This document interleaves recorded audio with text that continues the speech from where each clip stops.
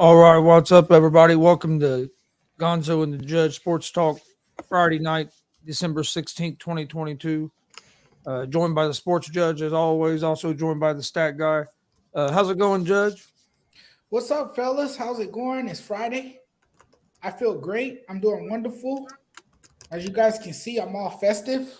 You guys can see the Christmas tree behind me, and beneath the tree are a lot of presents ready to be opened on Christmas Day. So, how's everyone doing? I can't believe we're close to Christmas. Christmas is like right here.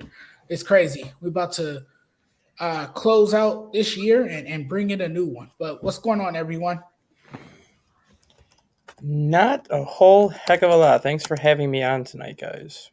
Yes, as always, stat guy, you're so knowledgeable. You know a lot of stuff about sports. You have an open invitation. Whenever you want to come on the show, you're more than welcome. Appreciate it. Oh, yeah, but no, it's been pretty good. I've been watching some Friday night SmackDown, watched the Pacers lose a close game.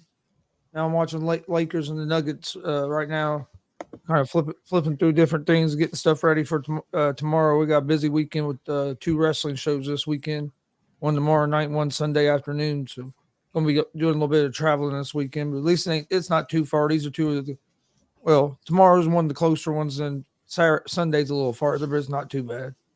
Where are your shows this weekend? We're going to be in Indianapolis, Indiana tomorrow, and then Danville, Indiana, which is just over like on the west side of Indianapolis on Sunday. Nice. How cool.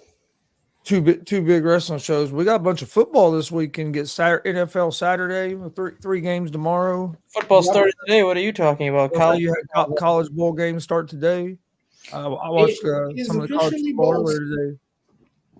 It is officially bowl season, but you know what game I'm looking forward to this weekend? I'm looking forward to the Bills and the Dolphins. Now, I know we talked a little bit about this yesterday, Chris, that the Dolphins are going to lose, but I do think the Dolphins can make it somewhat interesting, even though they're playing in, frigid temperatures. We all know how Tua has underperformed in cold weather and has not been able to weather the storm. We talked about that yesterday. But I think that's the best game on that triple header scheduled tomorrow night or tomorrow, all day tomorrow, really.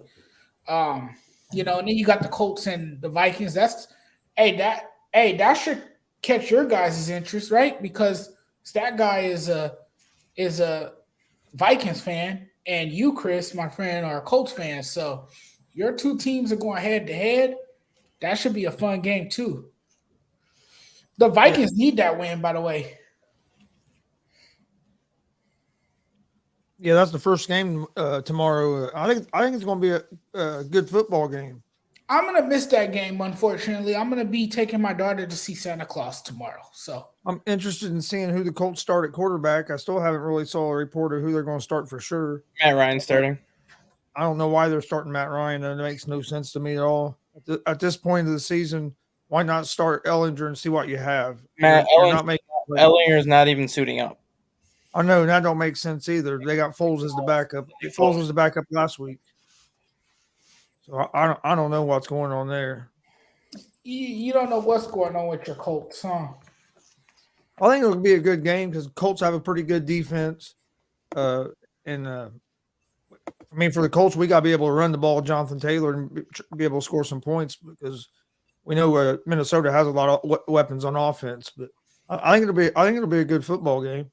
I'll get to watch some of it before I have to get on the road. I'll listen to the rest of it on the radio on our way to Indy. Yeah, I think it'll be close in the first half, but Minnesota's head coach Kevin O'Connell has put Ed Donatel on notice that if the defense does not improve, he will not have a job next year, and there's a chance that he will not have a job before the season is over this year.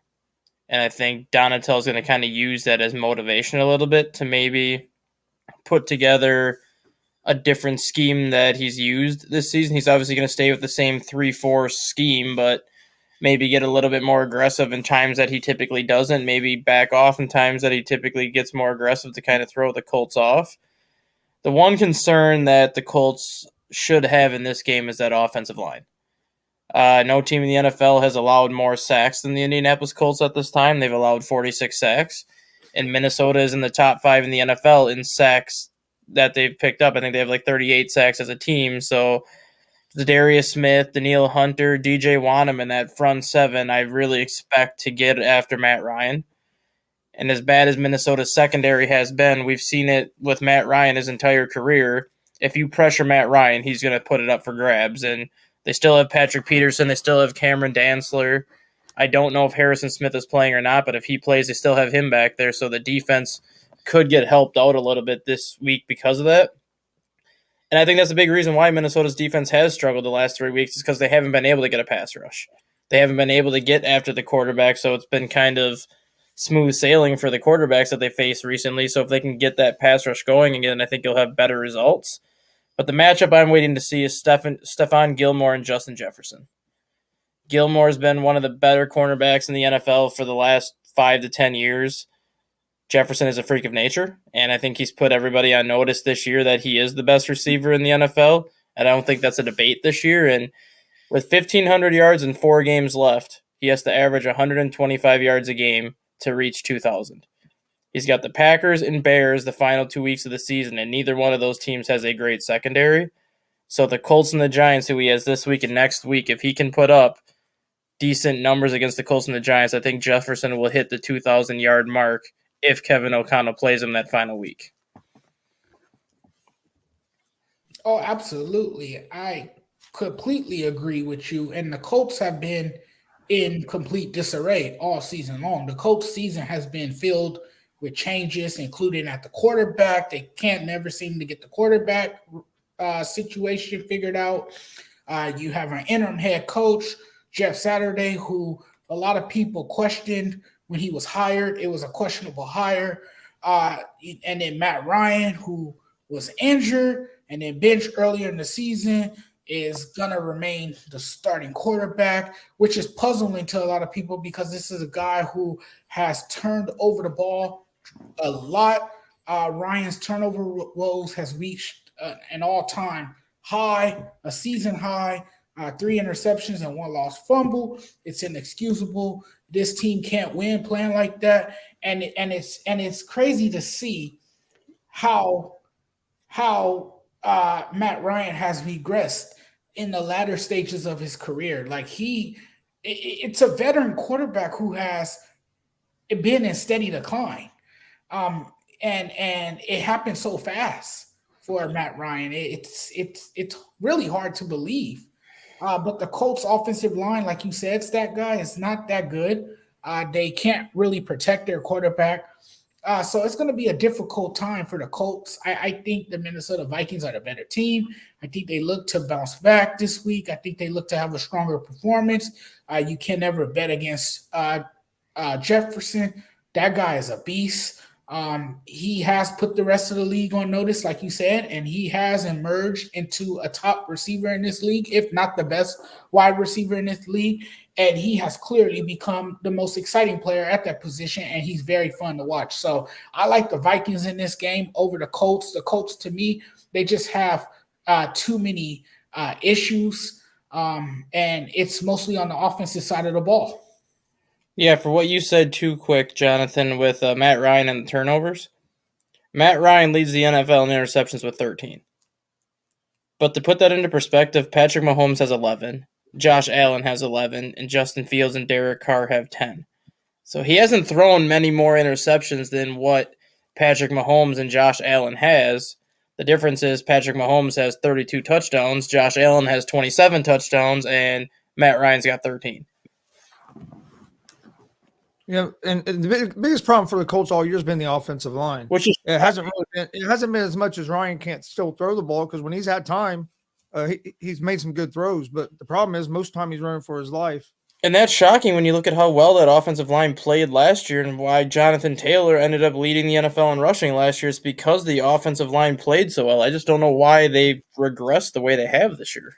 And that's why they thought bringing in Matt Ryan was going to work, because they thought they were going to have that number one run game like we had last year. And he was going to have an offensive line in front of him where he'd have time to get the ball out.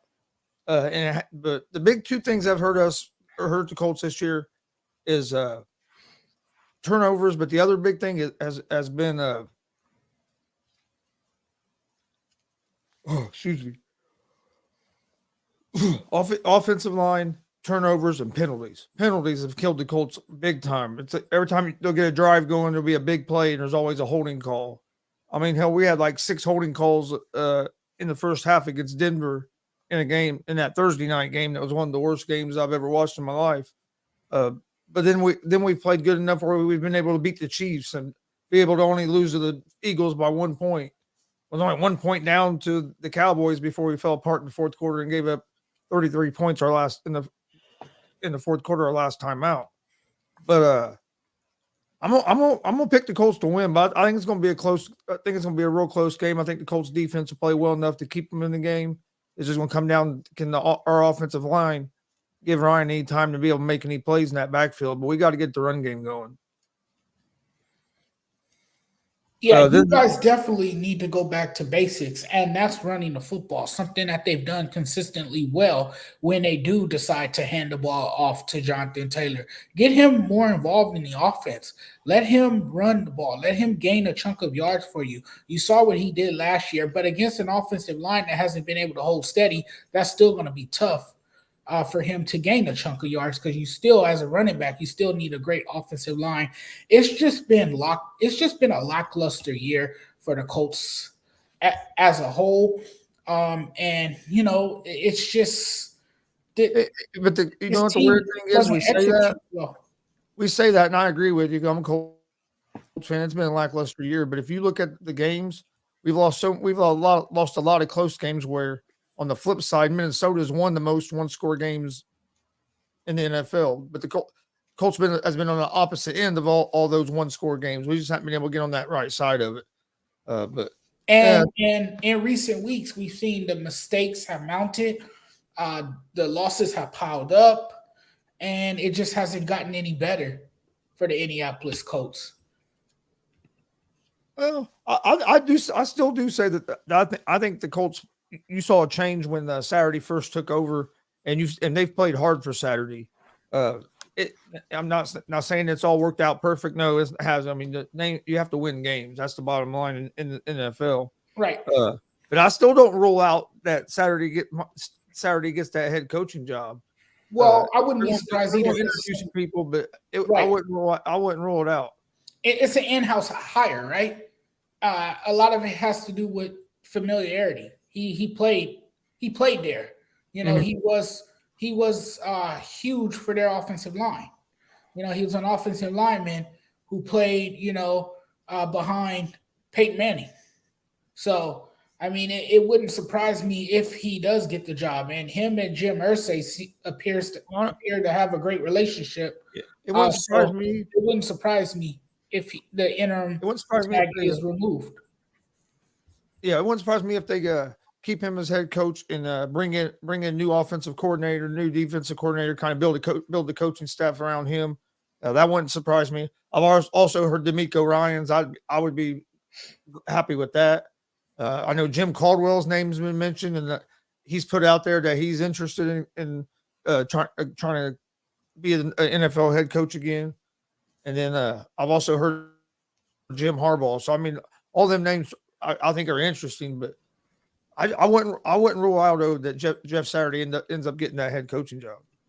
Yeah, I've heard Jim Harbaugh as well, but I wouldn't be surprised if they keep Harbaugh's not going anywhere. What was that? So Jim Harbaugh's not going anywhere. If he didn't take the Minnesota job last year, there's no way he's leaving. Yeah, I think he likes it in Michigan. It was his dream job. He wanted that job. He got it, and I think he's there to stay. I think he's going to be a mainstay as long as Michigan is a relevant team in the country. I don't see no reason for him to leave unless he wants to prove himself once again at the NFL level. Then he might ponder his decision to leave, but I doubt it. I don't think he will leave in this next upcoming hiring cycle. I just don't see that happening. I'm with Stat Guy there. No, I really don't see him leaving because now he's beat Ohio State 2 years in a row. He's getting things going there pretty good in Michigan, so I don't think he'll leave at this time. I mean, I'd be all right if he did and he came to the Colts because he done good with the 49ers when he was in the NFL. But the next game after that tomorrow is the Ravens and Browns. I'm interested in this game. You got Huntley going to start for the Ravens, coming off concussion protocol, and then you got a Browns team, of course, with Deshaun Watson making his third start back after serving his suspension. He hasn't looked real good in them first two starts. Looked a little better as the second start than the first one. Uh, but I think the Ravens are going to pick up the win in this game with Huntley at quarterback. Yeah, the Ravens running game looked a lot different with Ronnie Staley and J.K. Dobbins in the lineup last week.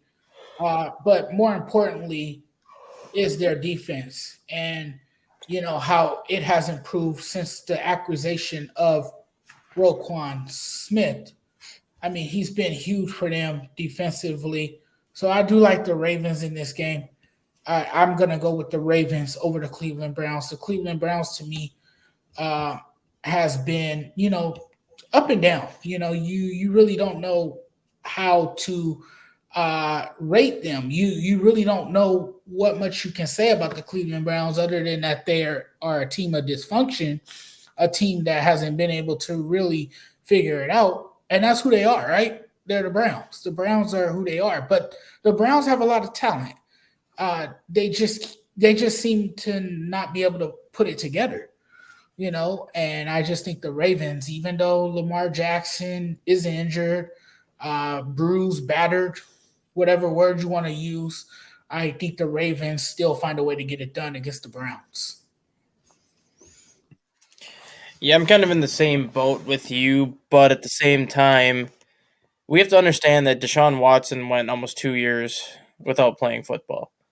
So you kind of got to look at it as his first game back was preseason game number 1, his second game back, preseason game number 2.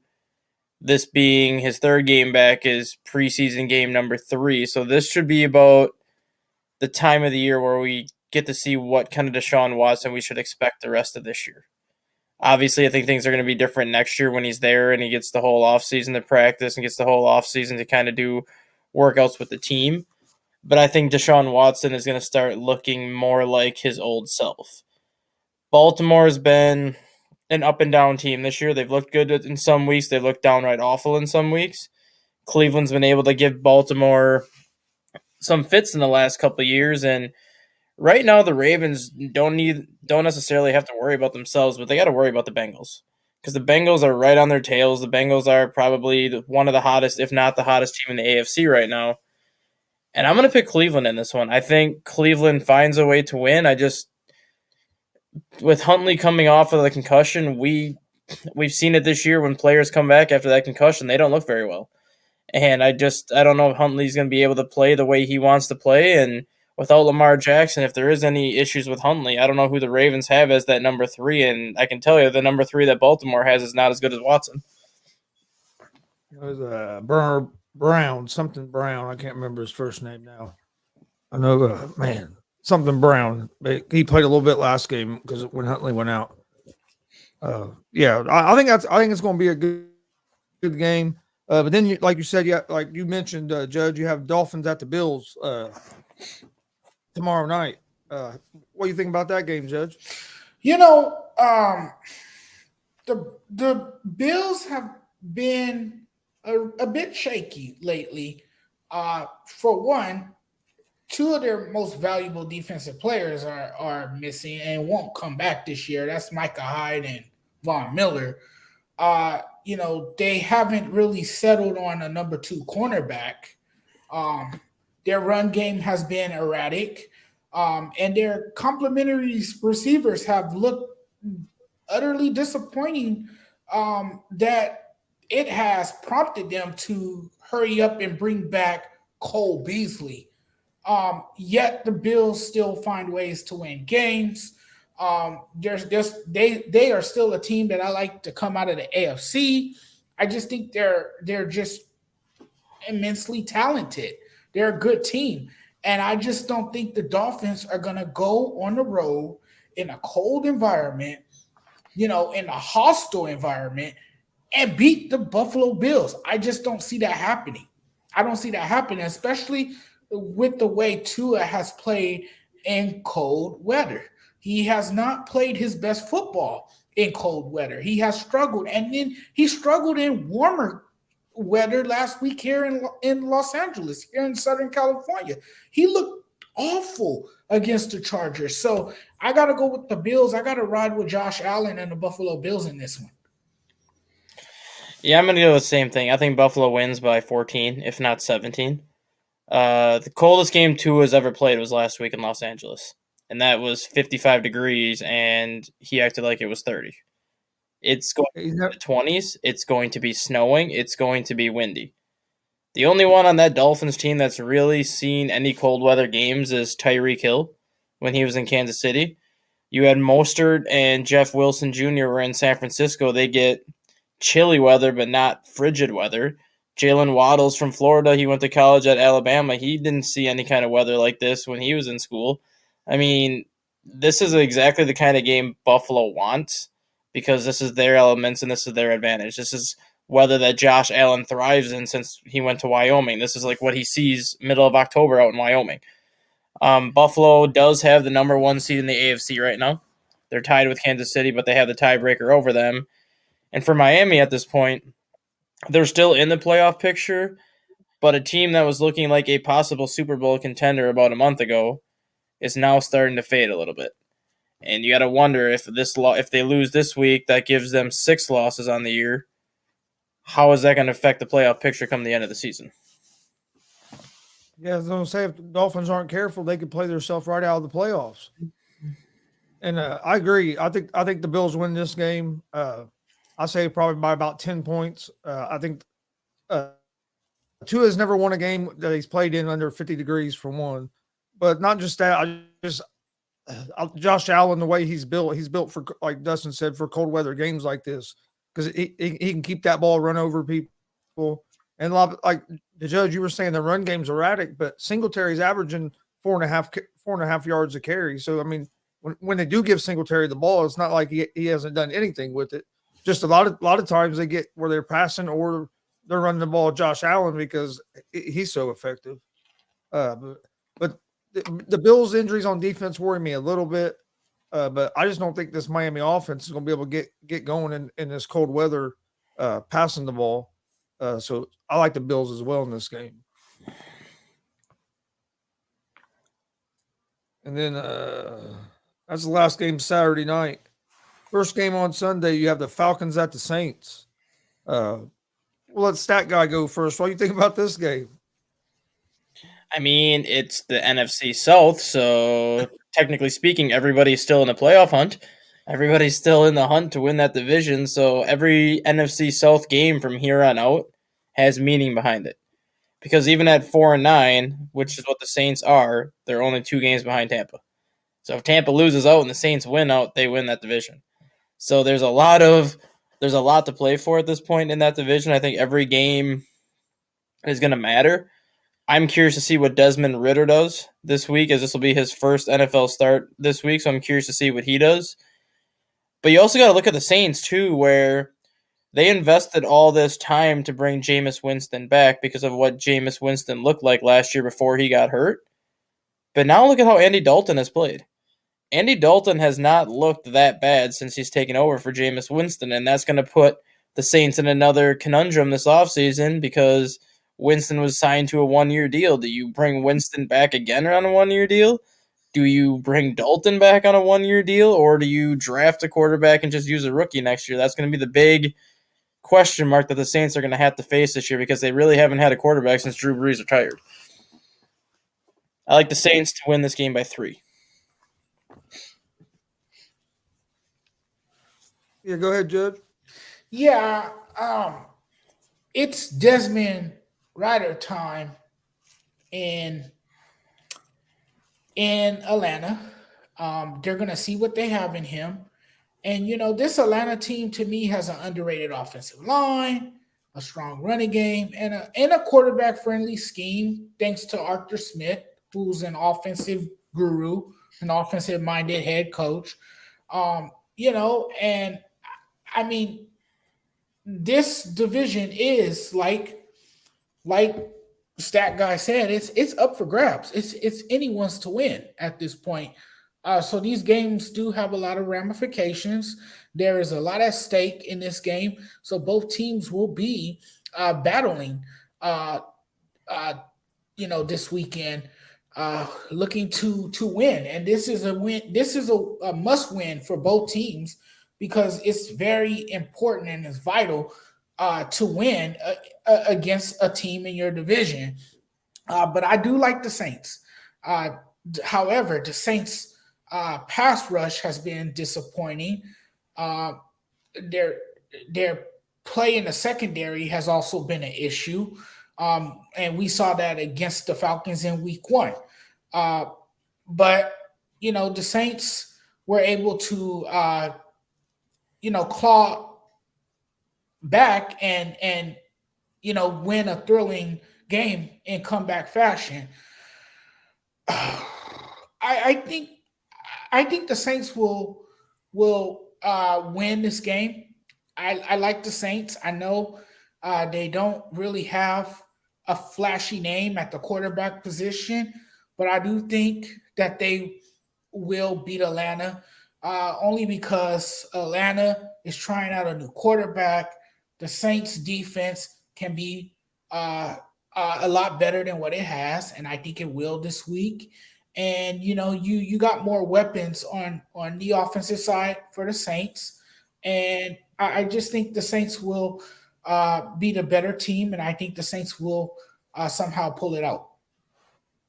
Oh yeah, I agree. I like the Saints too, just because I think the Saints defense is a little bit better than the Atlanta Falcons defense right now. So I think the Saints pull out the win.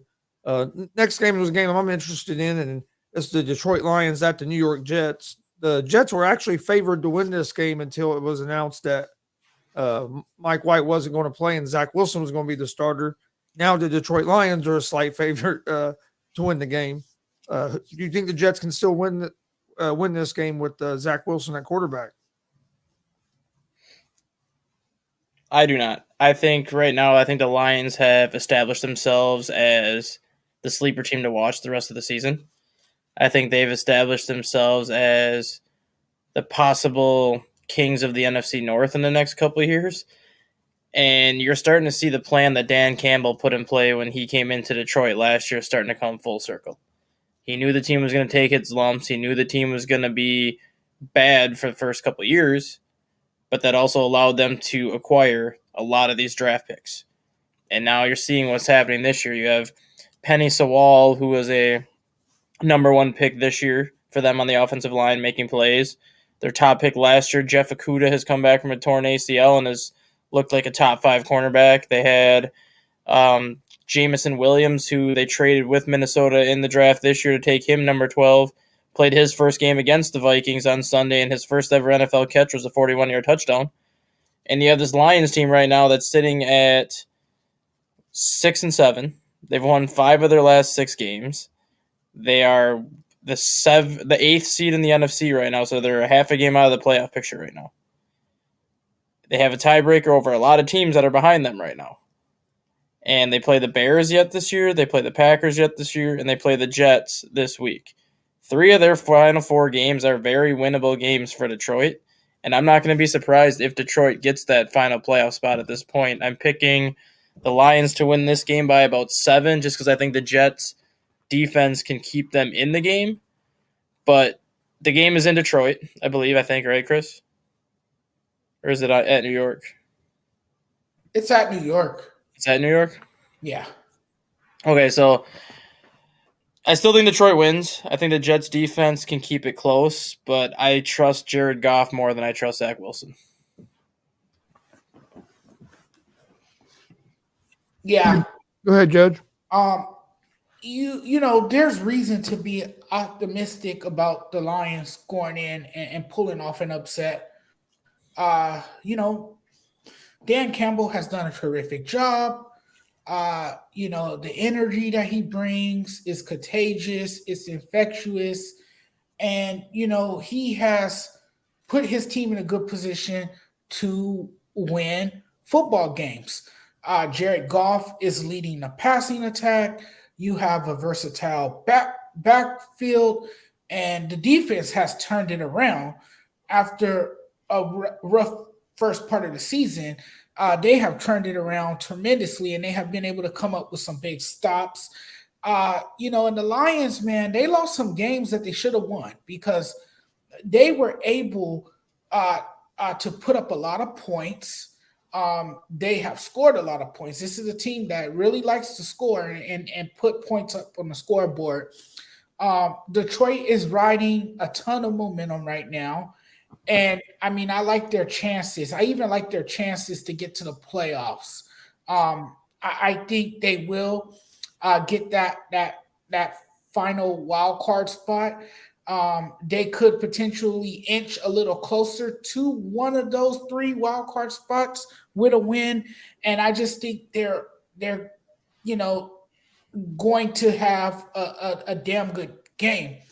Um, the task will be complicated against the Jets because they will have to overcome a very tough Jets defense. But with Zach Wilson at quarterback, the Lions have an advantage because, like Stat Guy said, I just don't trust Zach Wilson right now with Mike out of the lineup now. Mike White out of the lineup as a starting quarterback.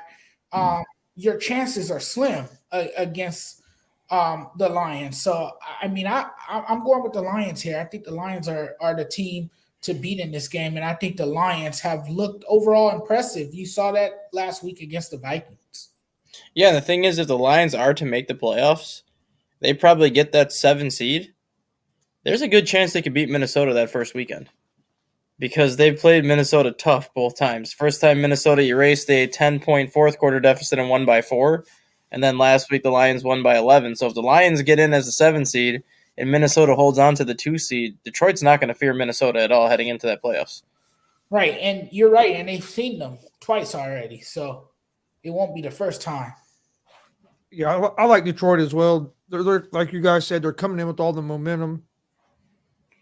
Jets are having to switch quarterbacks because of injuries after they bench one quarterback. Not in the spot you really want to be this late in the season. I do agree it'd probably be a close game just because that Jets defense, I think, will keep them in the game.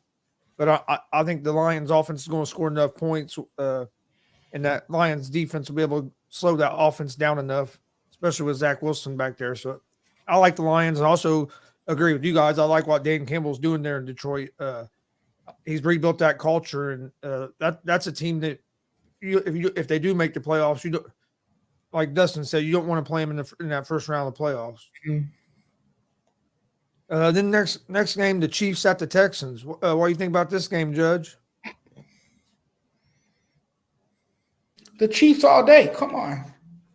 You asking me what I think about that game? That to me, that's a no-brainer. The Chiefs, man, are favorites against the Texans. The Texans are one of the worst teams in all of football. I believe they are the worst team in football. No one ever talks about how them being relevant. So they are definitely one of the worst teams. But unshockingly, Mahomes and the Chiefs are in contention for a first place AFC finish. We just saw what Travis Kelce just did this weekend. He did something historic to put his name in the history books. I just think this team has too much offensive firepower. I think this team is difficult to stop, and I think the Chiefs will destroy the Houston Texans. I wouldn't be surprised if this game is over before halftime. I kind of said the same thing. I think the game will be over by halftime. For the fantasy football playoffs this weekend, there's a reason why I'm starting 4 Kansas City players this weekend because I think they're just going to absolutely obliterate Houston to the point where Patrick Mahomes will probably be able to sit down in the third quarter without any worries.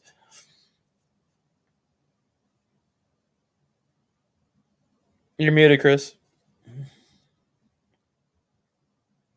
operate this damn thing. Here we go.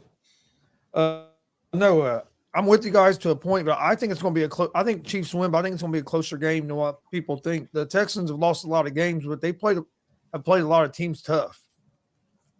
But I do think the Chiefs are the better team, and the Chiefs will pick up the win. Then we have the Philadelphia Eagles at the Chicago Bears. Eagles are big favorites on the road. Anybody think the Bears have a chance in this game? The only chance the Bears have is can they hold Philadelphia under 40? Because that Bears defense is so ungodly bad. It's kind of in Minnesota Vikings territory in terms of how many yards they give up. The biggest difference is when Minnesota typically gives up the yards, and more often than not, they give up field goals instead of touchdowns. The Bears defense just gives up touchdowns. And I think Philadelphia is going to win this game by at least 20.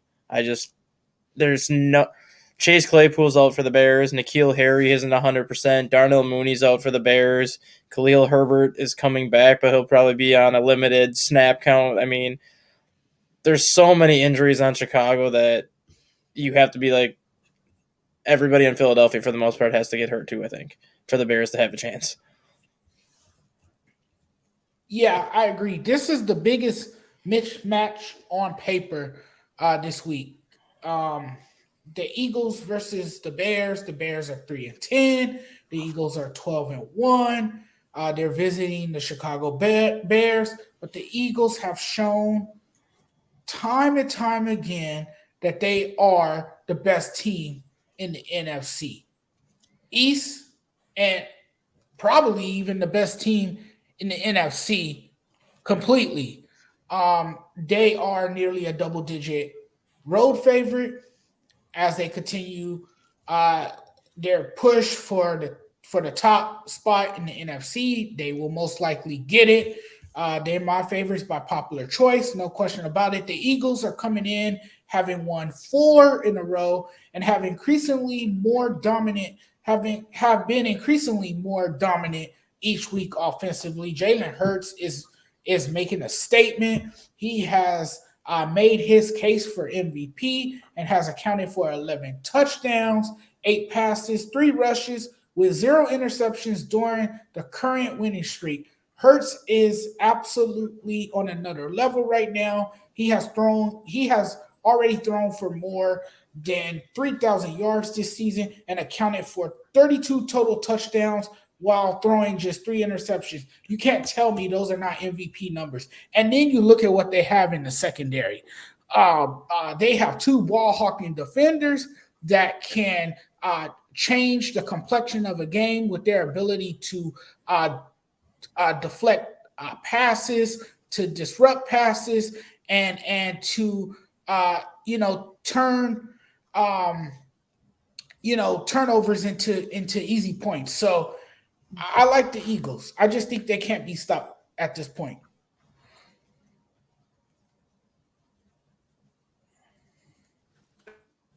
Yeah, I like the Eagles in this game as well. John, the Eagles can't stop the run game. That's their weakness on defense is if you can get that run game going. But I don't with all the injuries the Bears have, I just don't think the Bears are going to have enough firepower to stay up with this team at this point in the season. The only thing that really makes this game interesting, Chris, and you can attest to this too, Matt Eberflus and Nick Sirianni coached together in Indianapolis. Eberflus was the defensive coordinator. Sirianni was the offensive coordinator.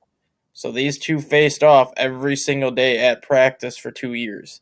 So they both should know exactly what the other one likes to do. And then the Bears defensive coordinator is also Alan Williams, who was the secondary coach in Indianapolis the same time that Eberflus and Sirianni were there. So if Chicago has a chance, I think that's going to be the chance. It's going to be Eberflus pretty much knows what Sirianni likes to do, and maybe he can kind of expose Sirianni a little bit more than some of these other coaches have been able to do. Yeah, that's true. John Sugg says Hurts shouldn't get MVP. Want me to explain? MVP is a real irreplaceable guy. You can replace Hurts with Mahomes or Allen and the team look different? Question.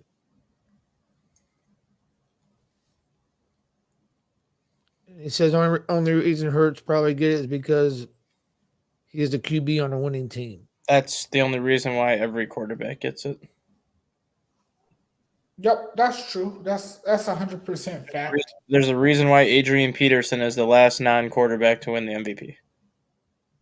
It's all about who puts up the most numbers. And Jalen Hurts is putting up video game type numbers. Yeah. Adrian Peterson, the year that he won the MVP, ran for almost 2,100 yards coming back from a torn ACL. And everyone was saying how Peyton Manning should have got the MVP that year, Aaron Rodgers, or all these other people. I'm like, no, you cannot take that MVP away from Adrian Peterson. Right now, I I have Patrick Mahomes as my MVP for this year. I do too, just because of all the weapons he lost, and he actually looks better this year than what he did last year. He's not going to throw 50 touchdowns like he did the last time he won the MVP, but he's still playing better this year with basically an entire new offensive lineup that he's had at his disposal. I mean, my MVP last year, I said should have been Cooper Kupp, which obviously he never got it. And my other MVP last year, which I just threw out a random name, I said TJ Watt should have got MVP considerations because Pittsburgh was 9-2 when TJ Watt played, and they were 0-6 when he didn't play. And the team looked drastically different when TJ Watt was on the field. And I looked at him like, that's the definition of an MVP right there, is what TJ Watt brought to the table for that team. And not only last year, if you look this year when he got hurt, how that defense looked until he got back. Mm-hmm. That they're a totally different team when TJ Watt's there and then when he's not there. John says comeback player is Daniel Jones in his opinion. No. I would say Barkley before Jones, just because of what numbers Barkley has been putting up, coming back off them injuries. And then, of course, you have Geno Smith. That's the one that's going to get comeback player of the year.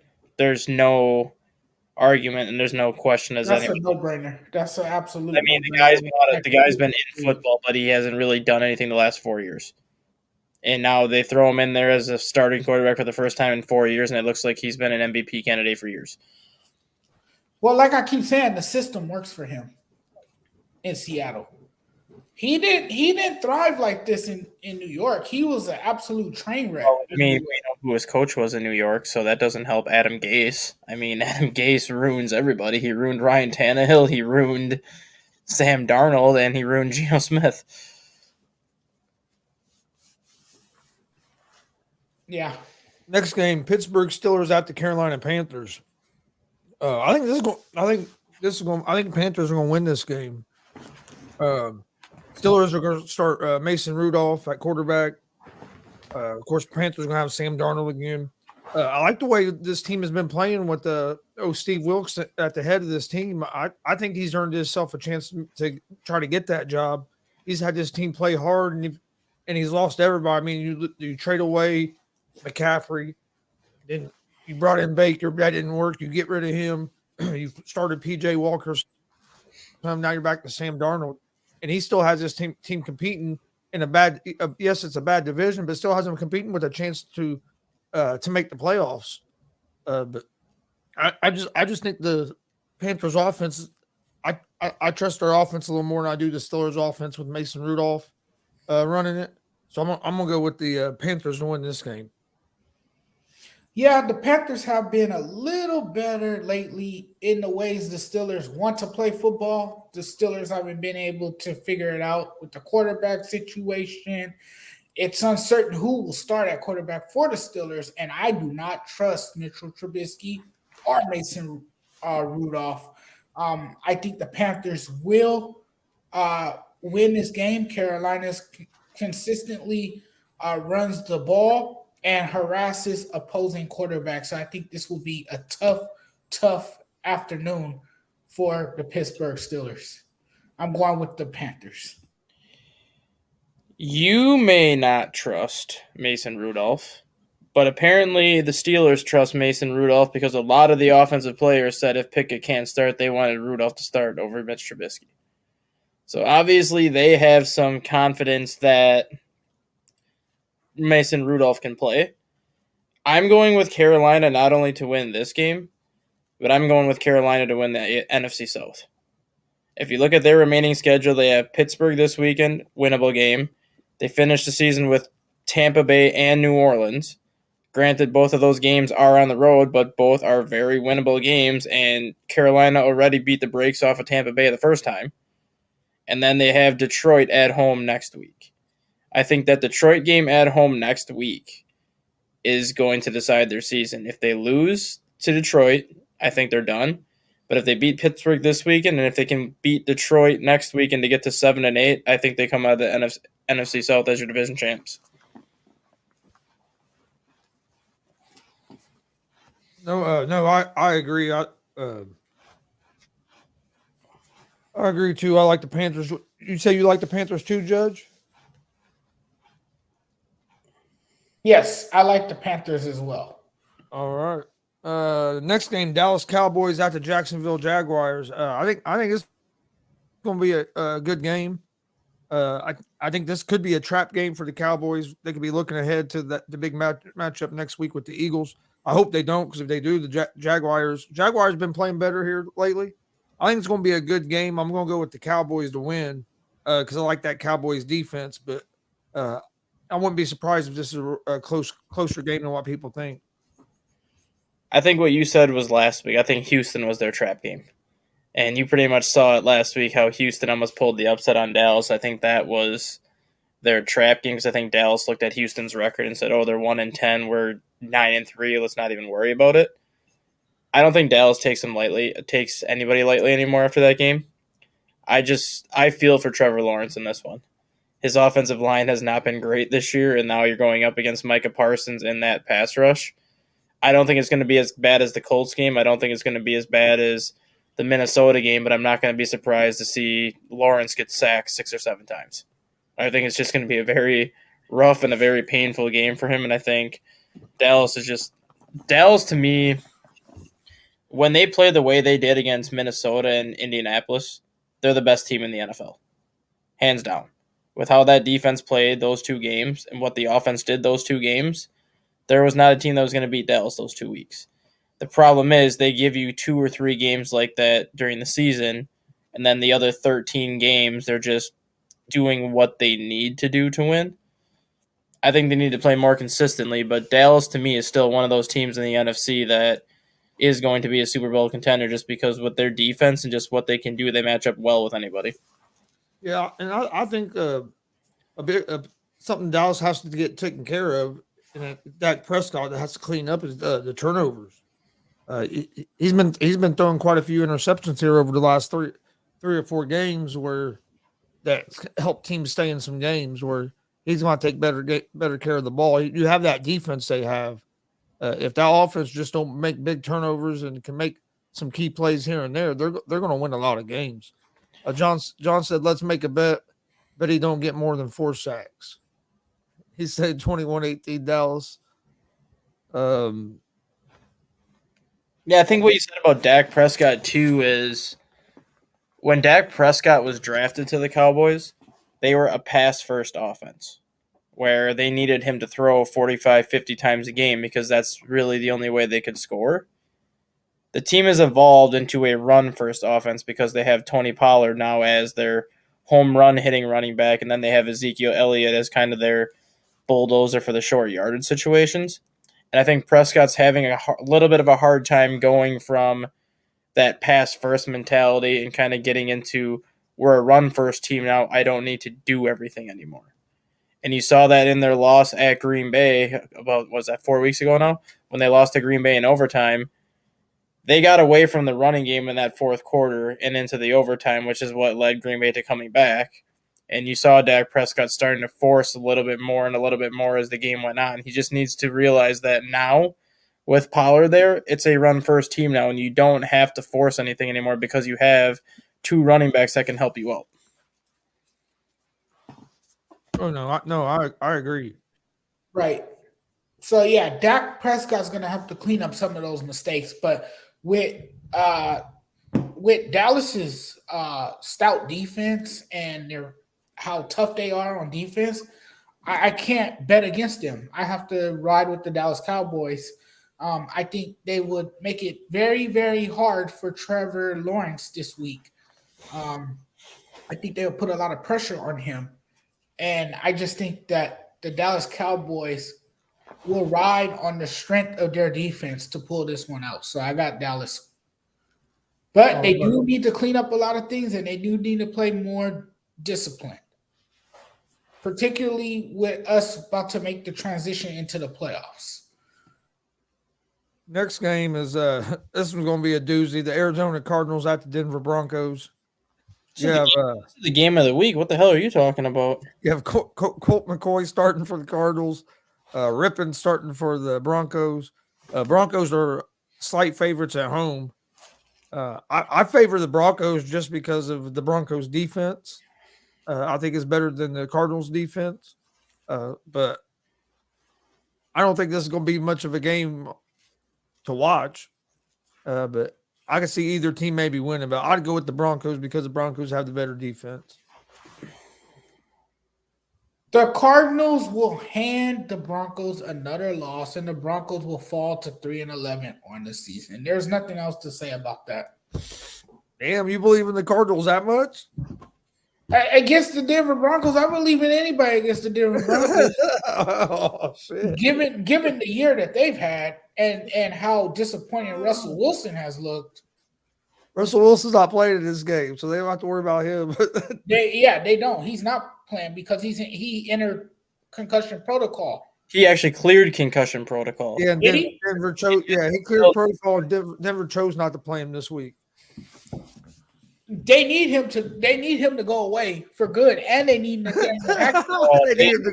They don't need Russell Wilson to go away. They need him to go away, and they need Nathaniel Hackett to go away. They need him to go away. Hackett needs to be fired.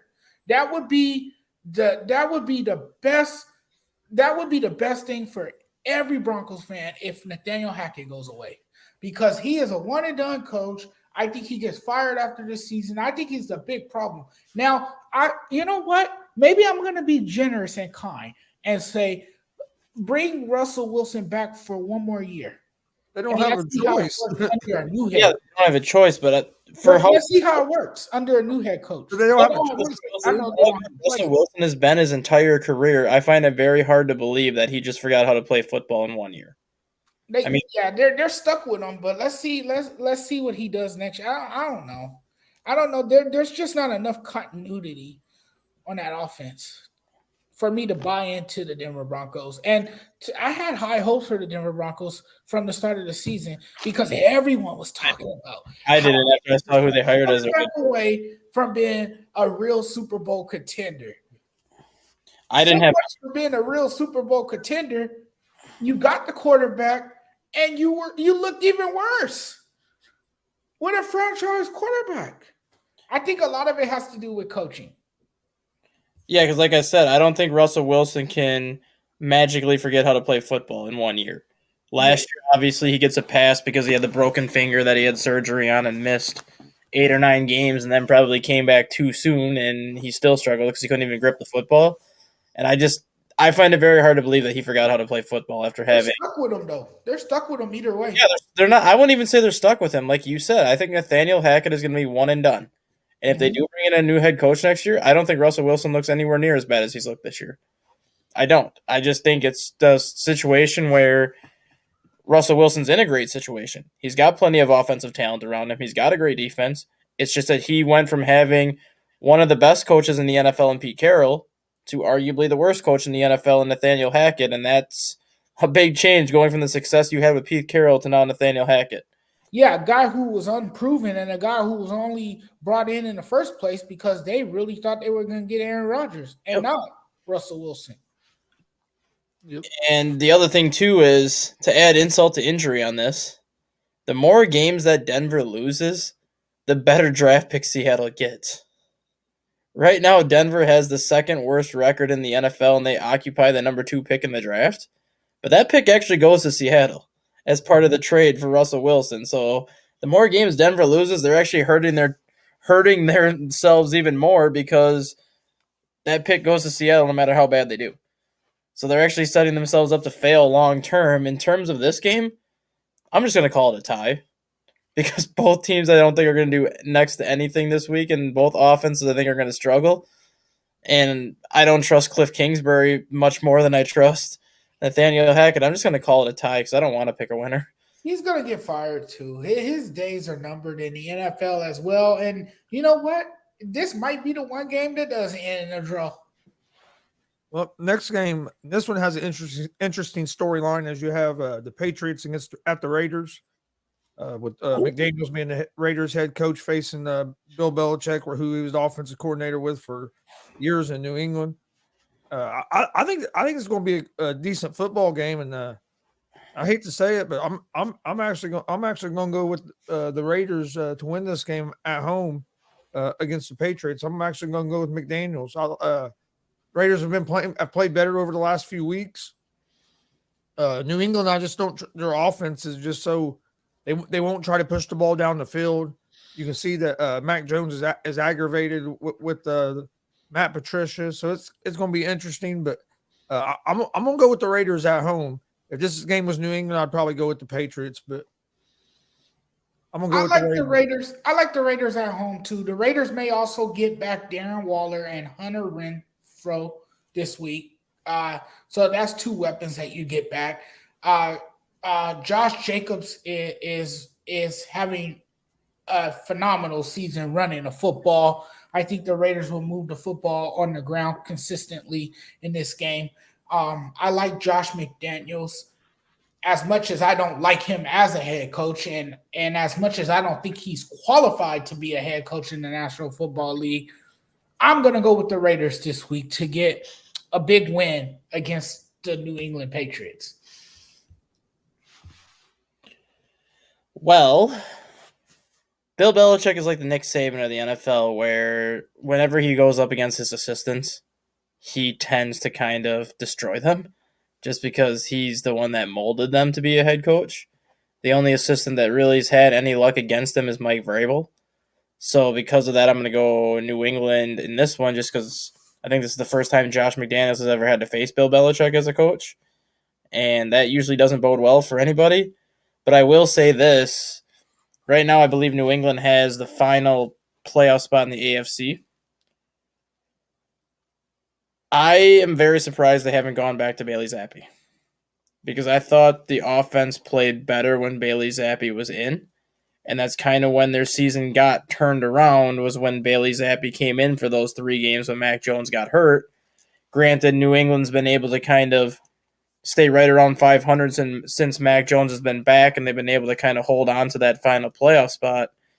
They just don't seem as explosive without Bailey Zappi in there, and I'm kind of surprised they haven't gone back to him, or at least, even in certain games, maybe take Mac Jones out for a couple series to put Zappi in just to see if he can bring that little spark to the offense. Yeah, I mean, it wouldn't hurt to change something because the offense has looked sluggish, especially over the last couple weeks. Next game, we have the Tennessee Titans, who have been struggling, lost, I think, their last 3 games against the Los Angeles Chargers.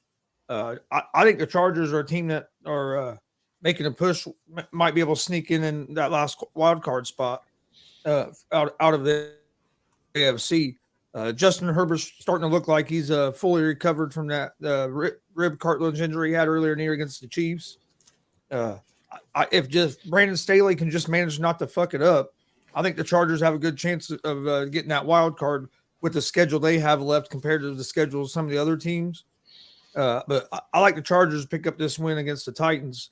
As long as I just think the key to the game is going to be can they slow Derrick Henry down and make the Titans beat him throwing the ball.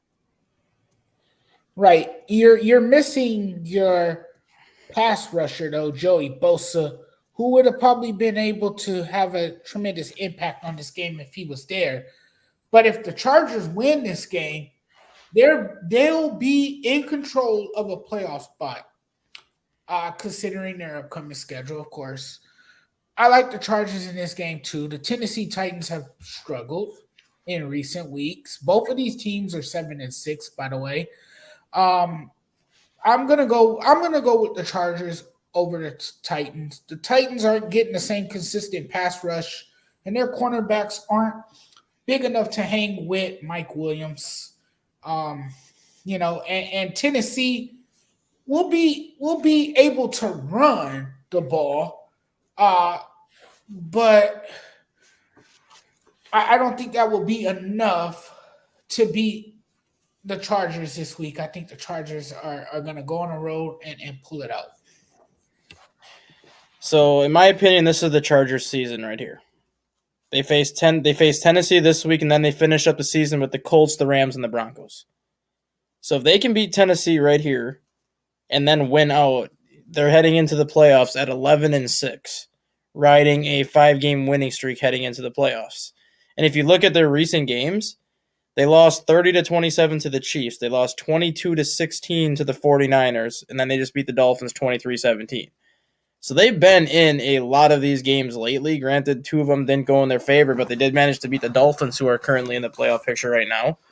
The Chargers are on the outside looking in, but if they are to run the table, they get to 11-6. Chances are they get to that 5 seed. And we said this last year too. The Chargers were a team that nobody wanted to play in the playoffs last year. But Brandon Staley managed to fuck it up, and instead of taking the tie to put him in the playoffs, gave the playoff berth to the Raiders. And if you look at the last couple of weeks, Brandon Staley is starting to make a little bit smarter decisions. And those remaining 3 games, even if he does make stupid decisions, I don't think they can play bad enough to lose any one of those 3 games. When it comes to Tennessee, yes, they're 7-6, and if they lose this game, it brings them to 7-7. But the AFC South is terrible. So Tennessee is still going to make the playoffs as the division champs. Even if they go 9-8, they're still going to get in because the Colts would have to win out for the Titans not to get in at this point if they finish 9-8. So I like the Chargers. I think they're finally starting to play the football they want to play. And like Chris said, with the rest of their schedule, I'm not going to be surprised if they head into the playoffs with a 5-game winning streak to get to 11-6. Then we have the Bengals at the Buccaneers. I like the Bengals in this game. Bengals are starting to look like they're hitting their form again, kind of like they did last year, hitting their form at the right time of the year. Maybe getting over maybe a little bit of a Super Bowl hangover at the beginning of the season. They've fought through some injuries, and I like the Bengals here. I just don't see the Buccaneers being able to score enough points just to stay with that Bengals team. And that Bengals offensive line, they revamped it, brought in all new guys, and it took them first part of the season to kind of gel. But that offensive line is starting to play better and give Burrow time. And if they give Burrow time with the weapons they have, he can pick people apart. But I like the Bengals over the Bucs. What do you think, Judge? Yeah, Tampa's offensive line isn't the same without Tristan Wirfs. And now you see Tom Brady rushing throws. He's rushing throws more than ever. He's making uncharacteristic throws. He's being pressured, and he's showing his frustration. He has not played at a high level of late, and I just don't believe in this Buccaneers team anymore. And I don't even think they're going to be able to stop the run. So I gotta go with the Bengals here. And the Bengals have played better recently as well. They're 9-4. The Tampa Bay Buccaneers fall to 6-7 after last week's embarrassing loss. In blowout fashion. It was so bad that they turned the game off and gave us another game to watch. I mean, that's how devastated it was for Tom Brady. It was so bad that Skip Bayless and Shannon Sharp argued over it, and it became a personal attack on air. I mean, that's how bad Tom Brady looked. And I don't think we've seen Tom Brady at his worst. I don't think we've ever seen him play this bad. So yeah, I'm gonna have to ride with the Bengals here. Yeah, I think the game could potentially turn out to be like the San Francisco game last weekend for Tampa Bay. I don't think it gets that bad because the Bengals defense isn't as good as San Francisco's defense. But Tampa Bay's struggled to score points all year. I don't think there's been a point this season where you can look at it and say, I trust Tampa Bay's offense to win this game. And if it comes down to it, I don't think they can score enough points to keep up with Cincinnati. And I'm going to go on a limb right now and say, given the way that Cincinnati's been playing, they're going to come out of the AFC again.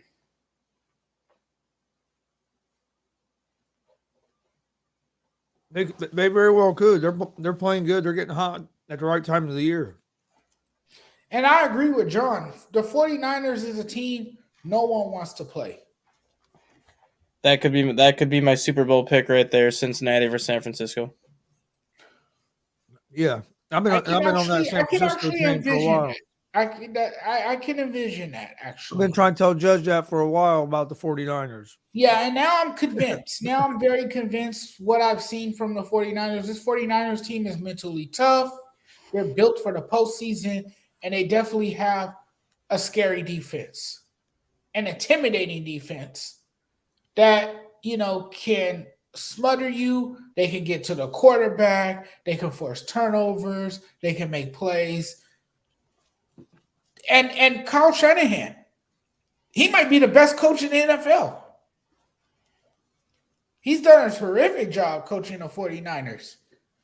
He schemes really well. He knows how to use his players. He knows which formation to run. He knows what play to run. He knows how to help his offense execute plays. And then he has put this young kid who has the moxie and the poise at the quarterback position. He has put him in a position where he can flourish. I can't say enough about Kyle Shanahan and how he, was masterful again. He called a brilliant game the other night. Yeah, the thing with Brock Purdy is he may have been the final pick in the NFL draft, but he had no business being the final pick in the NFL draft. He came into the draft as a 4th, maybe a 5th round quarterback, but he had such a horrible combine and such a horrible pro day that he hurt his stock. And I think people are starting to see that he's definitely not a 2nd round pick or a 7th round pick. He's definitely not a Mr. Irrelevant. He is a guy that he might not be a franchise quarterback, but he is a guy that if you put the right pieces around him can lead you to the playoffs and can probably lead you to a Super Bowl. He's looked good these first 2 starts so far. And the main thing is he's not turning the ball over. And with that defense that the 49ers have, if he can just play mistake-free, don't turn the ball over, don't make that big mistake, they're going to be in games. So that defense is nasty. D'Amico Ryans has that defense playing at a real high level. Then Sunday night, we get the big matchup, the New York Giants and the Washington Commanders. They played a couple weeks ago, played to a tie. The Giants have been struggling here coming in this game. Washington's been on a roll.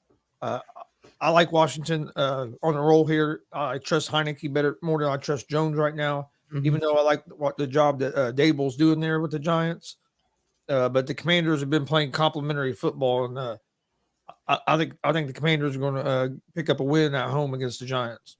You are absolutely correct. The Commanders have played complimentary football. They have played great football recently, and they are a team to keep an eye out for. I think Taylor Heineke will command the offense, something he has done well. He's earned the respect of his teammates and his players, and he has, made big plays when his team needed him to. He has come through in big situations. So, yes, I'm going to go with the Washington Commanders over the Giants. And the Giants are a less talented team, but they've had this amazing run as well all season long. They have been a Cinderella team, one of the cutest stories in football. I think the Brian Dable magic is still there, but I think it's wearing off a little bit as the season has gone on, and I think you've kind of seen that the last month or so, that this Giants team is not the team that it was when they were sitting at 6-2.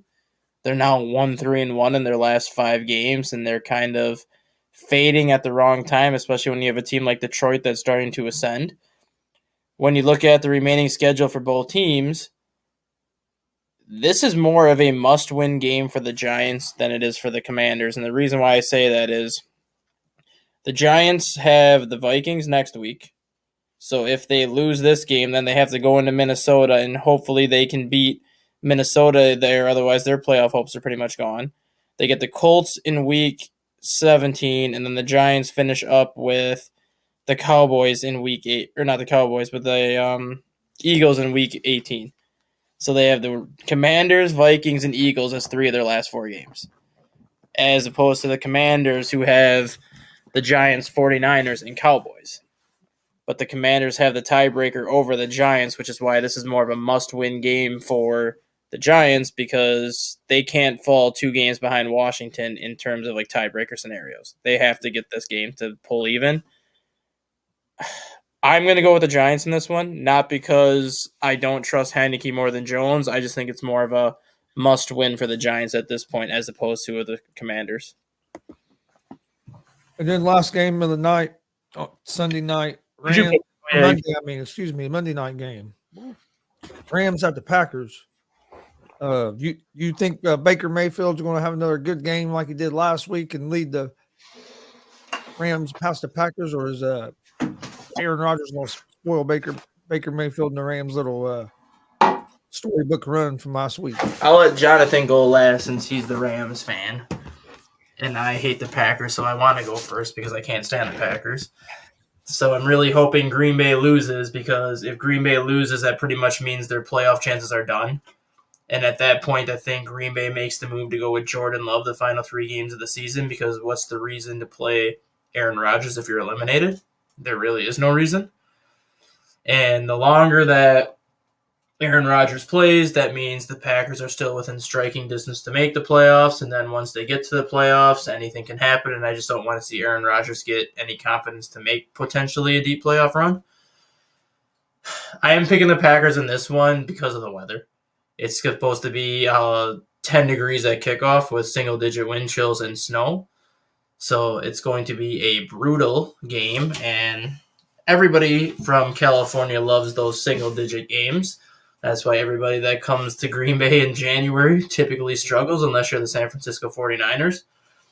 But I think at this point, and I think I said this on the afternoon show once or twice last week too, Baker Mayfield, to me, is playing for his job next year. As in, even if the Rams don't win this game, or even if the Rams don't make the playoffs, if Baker Mayfield plays well the final 4 games of the season, knowing that Matthew Stafford is going to be 35 next year, knowing that Matthew Stafford is once again dealing with some neck and some back injuries, would that be enough for Sean McVay to commit to Baker Mayfield for a couple of years, knowing that Baker Mayfield's younger and you can potentially build the offense around Baker Mayfield?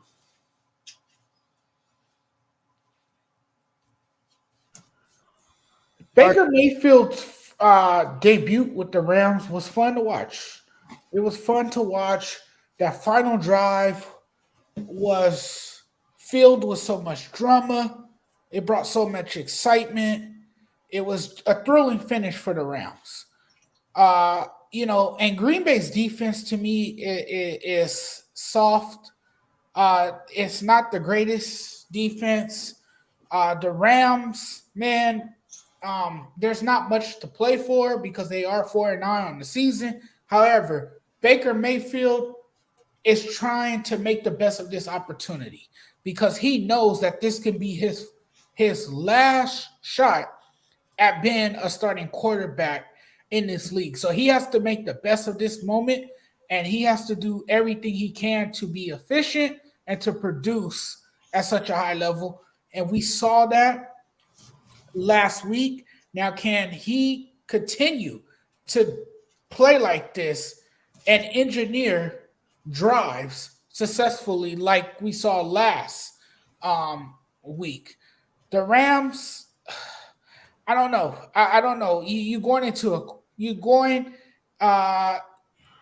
up against Aaron Rodgers, who has not looked good himself, who has had a bad season. You guys know how critical I've been of him. I said that he was washed up, that he needs to give up football. that he needs to retire from the game of football. I don't know where I stand with this. I think the Baker Mayfield magic continues at home. So I'm going to give the edge to the Rams here. This game I think is going to be a good game, just because neither team is going. I think is much better than the other. I'm gonna go with Green Bay because of kind of what Dustin said, playing in the cold. Aaron Rodgers usually don't lose too many games there when it's real cold out. Unless it's and you got a Los Angeles team coming in. Most Los Angeles guys don't like that cold weather, so I think the Packers pull out this win. I don't think the Packers are going to be able to turn their season around or anything, but I do think they get this win with the Rams. Well, yeah, you look at the Packers' last 3 games; they're at Miami, and then they're home against the Vikings and home against the Lions. So I mean, it's not, but keep in mind, Baker is used to cold weather. He's not used to this kind of cold, though. Single digits, he's not used to, like 20s and 30s in Cleveland, yes, but he's not used to single-digit wind chill and snow at the same time. That's and bone chilling right there. Just that just has me feeling cold just by you. Yeah, because Jonathan, it could be 45 out. You think it's bone chilling? Yeah, I'm a California dude, so yeah, yeah, that's fair to say. Yeah, 45 this time of year, 45 is warm for us. yeah, it's in the 30s for me today, and then Sunday night into Monday morning, it goes down to 6 degrees. Yeah, it's 29 out right now here, and Next that's not Friday, count wind chill or anything. Next Friday and the Christmas Eve, we have a negative wind chill of -13. Yeah, like tomorrow here, the highs are like in the 20s tomorrow. It's supposed to be cold this weekend here, and of course, it has to get cold the days we travel. But that's how it works. Well, let's get the final thoughts, Jonathan. We got anything you want to talk about before we get out of here? The Lakers are in a world of trouble against the Denver Nuggets. It's only 2:25 remaining in the game, and they are down by 20. It's 122 to 102. Jonathan, I'm used to it by now. read that score again. 122 to 102. Who has 122? Wait. Oh, I misread it. Wow, the Lakers do. Oh, wow. That's what I was trying to get you to see. The Lakers have 122, Jonathan. I guess I'm just so used to them losing. Wow. And you know what? I might be also tired too. Please forgive me, everyone. Please forgive me for that. You're cut off from your highlight. That was a huge blunder by me right there. You're cut off from your Miller highlight for the rest of the night, young man. Well, hey, the Lakers are going to look like the Lakers are going to pull away with a win. I'm watching the game, so when you said that, I'm thinking a great win. I'm thinking, wait a minute. This is a great win. You win against a team on the West Coast. You win against the Denver Nuggets. Nice win for the Lakers. Let's see if they can keep on winning, because when they win a game, sometimes they lose the next one.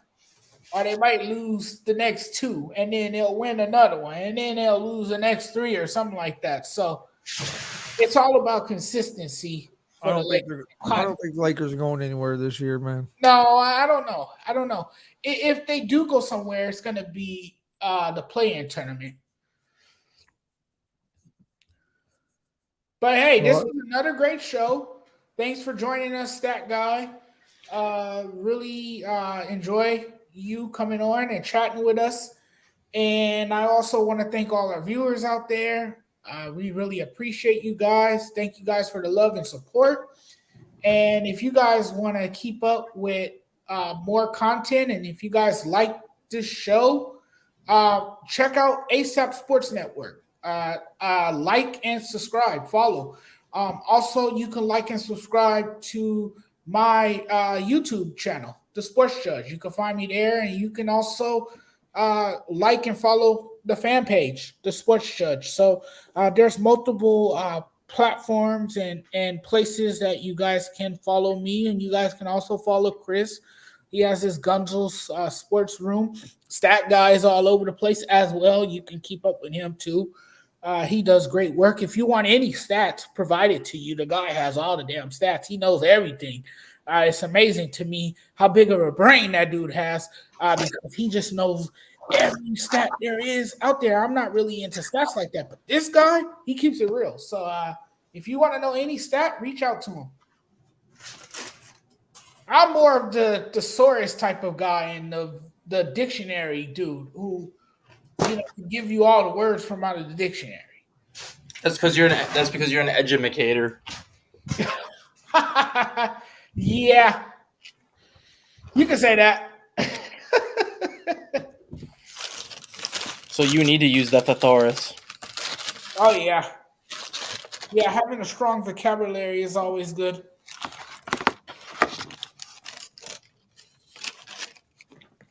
You got any final thoughts, Stat Guy? I would like to congratulate the North Dakota State Bison for their 35-32 win over Incarnate Word tonight. They are the first FCS team to punch their ticket to the FCS championship game next weekend. You also had North Central Illinois win their first ever Division III national championship for football by beating Mount Union 28-21 tonight. Division II national championship game is tomorrow between Ferris State and Colorado School of Mines Ordingers.